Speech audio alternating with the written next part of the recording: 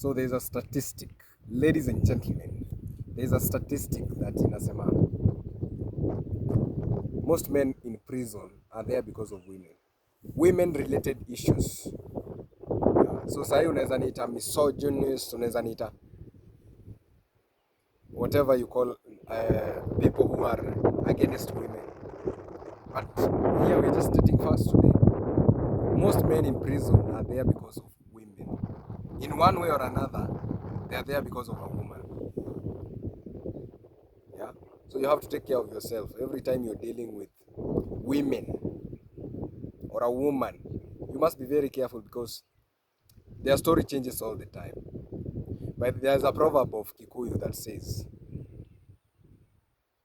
that mambo ya wanawake tunajuanga ikifika asubuhi, because they can change their mind, they can switch up on you tomorrow morning. Yeah, they can decide that ile story walikupea jana usiku is not the one anymore and they have never said something like that ever. Yeah. So you have to be very careful. You have to be very careful, very disciplined. Usikuwe mse wa kuharas madem ama wa kuwatusi ovyo ovyo. You have to respect them and you have to maintain your own boundaries between yourself and the women in your life. Whoever it is, your sisters, your mother, your cousins, the neighbors, friends, your girlfriends, and your wives. You have to maintain a healthy boundary between yourself, because if you're not very careful, utajipata jela. Most men in prison are there because of women. Women and women related issues. Utakosana na yeye and you're there.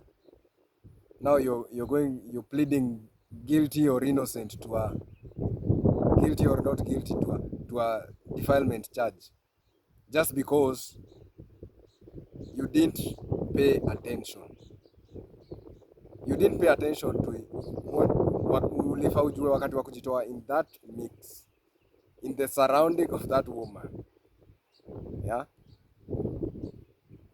Kuna kipindi ilikuwa inaitwa Jeraineshito. It was being brought by Simon Kibe. Yeah, some of you know Simon Kibe. You have to be very careful. A lot of men there, I have watched so many of those videos and I am paranoid to even interact with women anymore, because most of the time if you are, akiwa si mwanaume alijiletea hiyo kitu kama wizi maybe ama kuua mtu, every other time it's a woman. It's a woman that put them in prison. Every other time, if a man did not commit a crime by himself, every other time it's a woman that put them in prison. So you have to be very careful when dealing with any person around you. Yeah, because for a simple action or a simple mistake, you could find yourself in prison for a whole 10, 15, 20 years. And a whole 10, 15, 20 years is a long time. Sometimes unaekwa hadi life.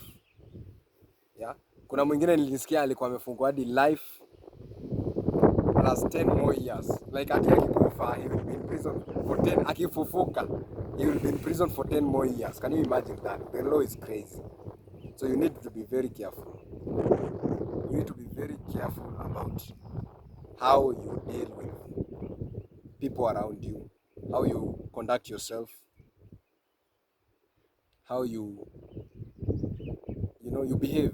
You have to be civilized, because if you don't, then your time and freedom are going to say goodbye to you.